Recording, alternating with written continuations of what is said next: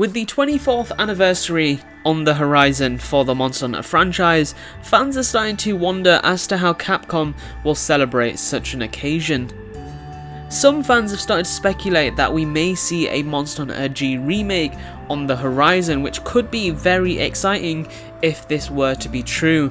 Of course, as of now, there's been no official confirmation of such an event taking place, but there have been a few hints over time within the last few years that have hinted towards this potential release.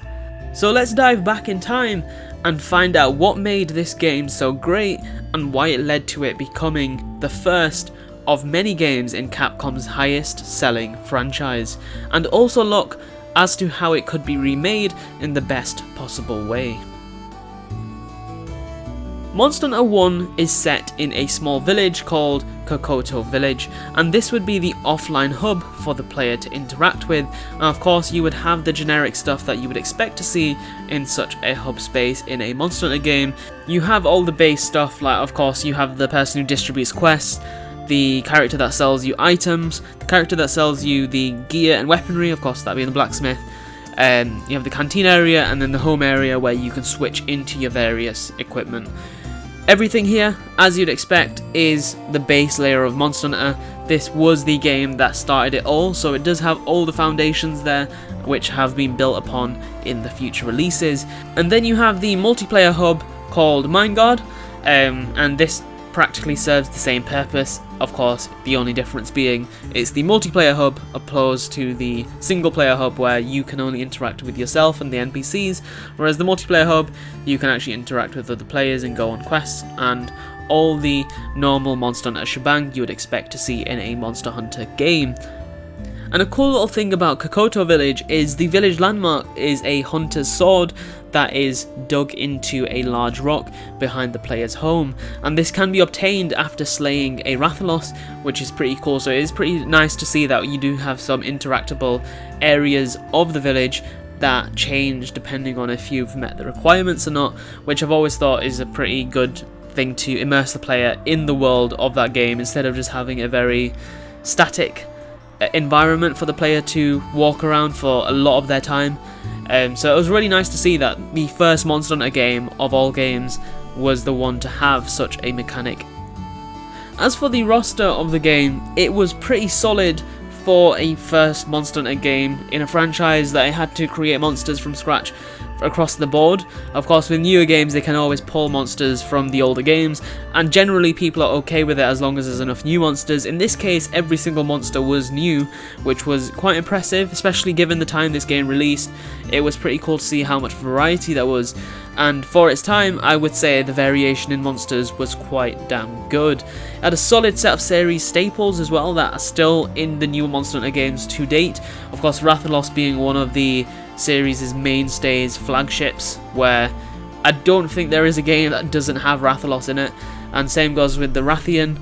And then you had monsters that made their debut like Diablos, Kezu, Gravios, Fatalis, and that's just to name a few of the really cool monsters. In Kezu's case, maybe not so much cool, more so very intriguing and low-key disturbing, but regardless, the roster in this game was quite good, and it also made good use of its subspecies, like having Black Gravios and Silver Rathalos, for example.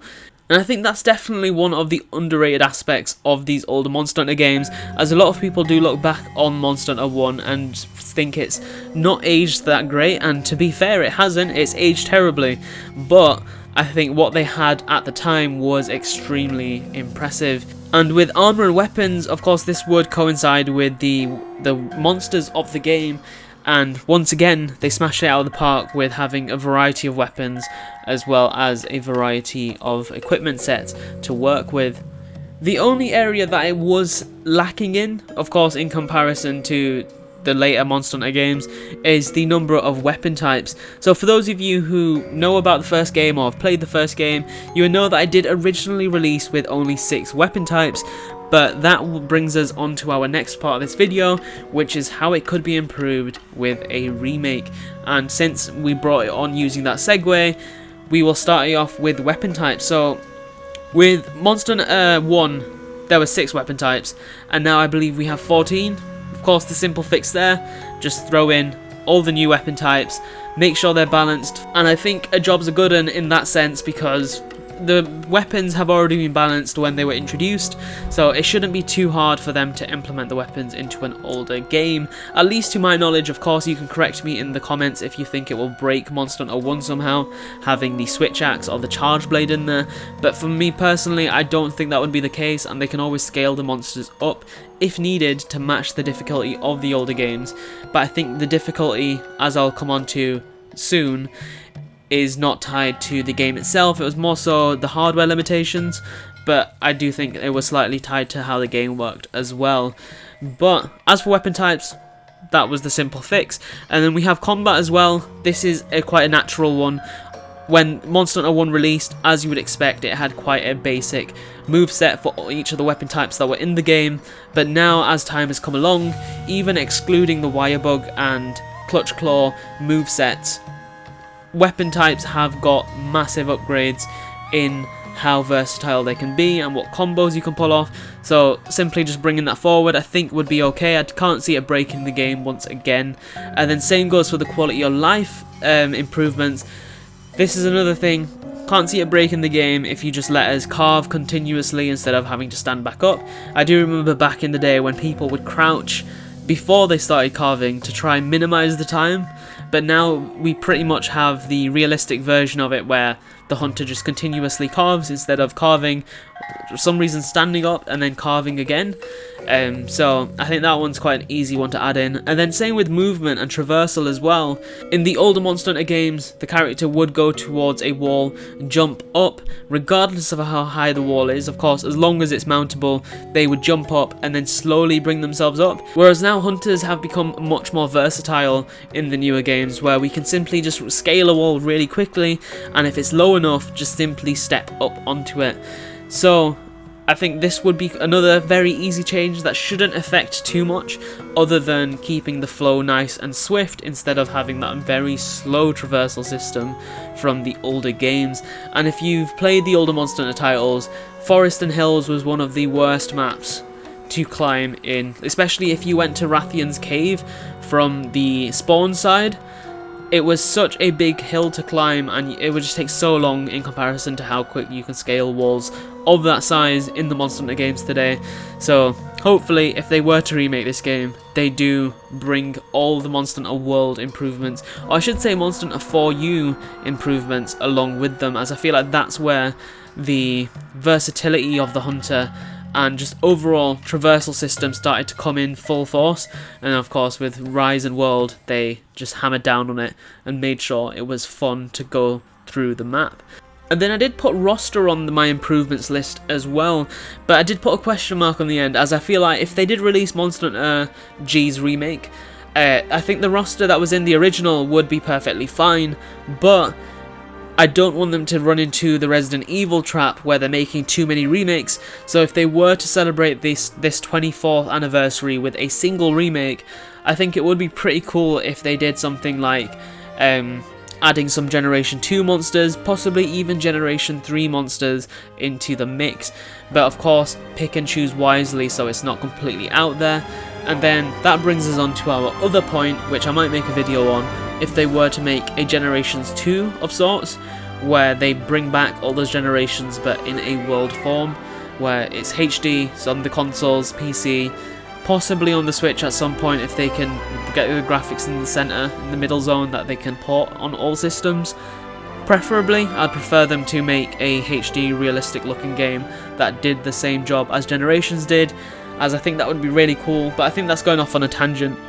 But as for roster in G's remake, if it was to come to fruition, I think it would be pretty cool if we had some Gen 2 monsters at the very least, just so they don't have to remake Monster Hunter 2, for example, as I think that would go a bit overboard. I think people are happy with how the mainline series is progressing and what monsters we're getting introduced to and how the series is going forward, so I don't think they need to go into some kind of trap where they're creating remakes every couple of years in between the sequels. But with that said, guys, that brings us on to the last part of this video, and it's just talking about the likelihood of such a scenario coming into effect. Of course, if you do have any more improvements, feel free to drop it down in the comment section. I did want to keep the improvements list nice and tight and short, just so as I feel like if there's too many improvements in a sense of it's adding too much to the game, it might take away from it being a G remake and instead just become another Monster Hunter game that's set in Kokoto Village. So I do think they need to try to be quite strict with what they will add and implement and develop from the original, in case it loses its identity. But as for the likelihood of this coming to fruition, I think it is quite likely. At the moment I'm a bit 50-50, as of course many games that have been leaked in the past from various sources, some on the same list have come to fruition, some have just been scrapped in the background, and then some people are waiting on them, but they're probably never going to come out. In this case, I'm a bit unsure, as we did have the Nvidia data mine, which did state Monster Hunter G's remake was on Steam at some point, or it was on the Nvidia database at least, at some point, which was an interesting one. It was denied, but of course you can never trust someone saying, oh, it's not true.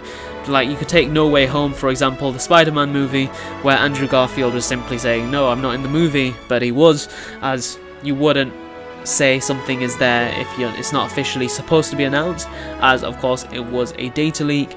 We have the 24th anniversary coming up, which it makes sense for them to create a remake as the celebration. They could do Monster Hunter 6. There's definitely something big on the way, and I would not be surprised if it was a G remake. We did have a leak not too long ago as well that said that Capcom was planning to announce a massive game by the end of the year as well. So once again, this just adds to the potential for such a release to come out. And then finally, we have the Capcom Remake Frenzy. At least in terms of Resident Evil games, there have been a lot of remakes pumped out from Capcom.